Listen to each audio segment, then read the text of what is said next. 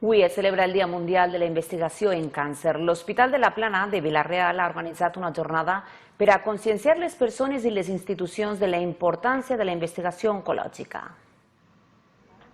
Raquel investiga cómo curar el cáncer con fármacos alternativos a la quimioterapia. Su trabajo se financia gracias a una beca de la Asociación Española contra el Cáncer. Es una de las ponentes que hoy ha acercado su estudio a los asistentes a las jornadas del Hospital de la Plana de Vila-real. Estamos intentando desarrollar lo que se llama fármaco pequeño, que es pastillitas a lo mejor tipo el ibuprofeno, que que los pacientes se los puedan tomar por vía oral, pues eso también mejoraría el no tener que acudir al hospital para tener el tratamiento.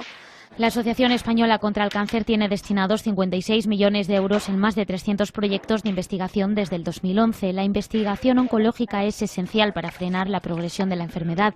Gracias a ella, la supervivencia en cáncer se ha incrementado un 20% durante los últimos 20 años, debido al diagnóstico precoz y a tratamientos más específicos y eficaces. Hoy en día se sitúa en torno al 53%. El objetivo es llegar al 70% en 2030. Hace 20 años la palabra cáncer era sentencia de muerte y hoy día no. Lo cierto es que se está avanzando muchísimo y eso es gracias a la investigación, no hay otra forma.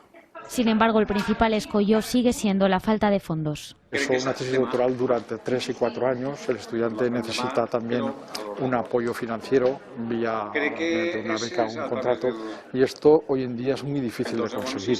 El cáncer es ya el problema sociosanitario más importante de España. Cerca de 270.000 personas son diagnosticadas de cáncer cada año y se estima que para el 2030 se diagnosticará un nuevo caso cada 2 minutos. Dicho de otro modo, 1 de cada 3 mujeres y 1 de cada 2 hombres desarrollarán cáncer en España. En su Día Mundial, la investigación en cáncer se reivindica como el motor para conseguir que en un futuro sea una enfermedad prevenible y curable.